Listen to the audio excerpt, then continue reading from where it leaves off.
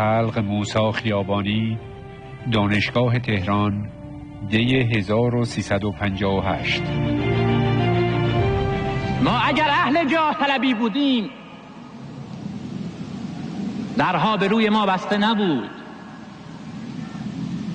ما اگر اهل جاه طلبی بودیم اکنون این همه منافق نثار ما نمیشد.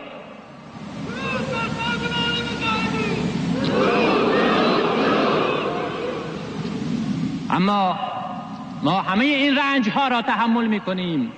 زندگی یک انقلابی یعنی تحمل همین رنج ها، همین فشارها و همین جنگ اعصاب. مگر پیشتر از این، مگر همین پارسال در این روزها ما در زندان نبودیم؟ پارسال در همین روزها ما آخرین روزهای زندانمون را می‌گذراندیم. بنابراین ما به تمام این رنج‌ها، به تمام این فشارها حاضریم.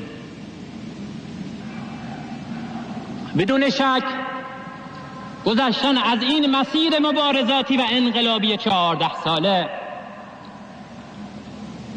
به سازمان ما و به افراد و عناصر و اعضا و رهبری کنندگان این سازمان خصایص و ویژگی‌هایی داده که دارا بودن اون خصایص شرطش فقط گذشتن از کوران چنین مبارزاتی است.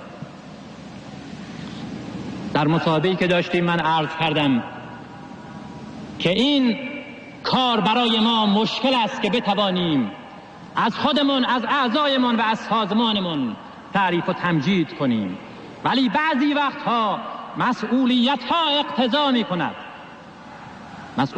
اقتضا می‌کند که واقعیت گفته شود. در تمام این مدت 14 سال برادرمون مسعود از همون اوایل بنیانگذاری سازمان، از اوایل سال 46 در کوران این مبارزات بوده است. از نزدیک و در بالاترین سطح با تمام تجارب سازمانی ما آشنا بوده و آشناست. مسعود تنها باقی مانده کادر مرکزی سازمان بیش از سال 50 است.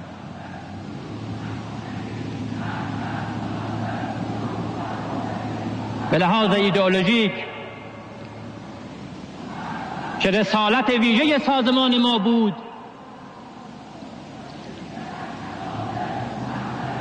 یک فرد صاحب نظر مکتبی است در گروه ایدئولوژی سازمان. در کنار شهید حنیف نژاد به کار تحقیق و تدوین ایدئولوژی مشغول بود. در سال 48 در امر مربوط به تدوین خط مشی فعالانه شرکت داشت. در سال 49 در اردوگاه‌های سازمان الفتح آموزش نظامی دیده است. در رهبری و هدایت مذاکرات سازمان با سازمان الفتح شرکت فعال داشت و بعد از 50 ضمن 7 سال و نیم تحمل شکنجه و زندان رسالت مبارزاتی خود را در زندان دنبال نموده است. در این سالها میتوانم به جرأت بگویم که بیشترین فشارها را تحمل کرده و به خصوص بعد از سال 53 بعد از ضربه اپورتونیست ها بیشترین فشارها و سختی ها را تحمل کرده تا از ایدئولوژی سازمان، تا از میراث ایدئولوژیک سازمان که در معرض تهدید و خطر قرار گرفته بود حراست کنند. سازمان ما مال شماست. گفتم هیچ سازمانی نمیتواند جدا از توده های اجتماعیش به حیات خودش ادامه بدهد و مسعود کاندید شماست و آینده مال شماست. به این نکته ایمان داشته باشید، یقین داشته باشید که آینده مال شماست، آینده مال انقلابیون است، نیروهای میرا از صحنه حذف خواهند شد. پیروز باشید.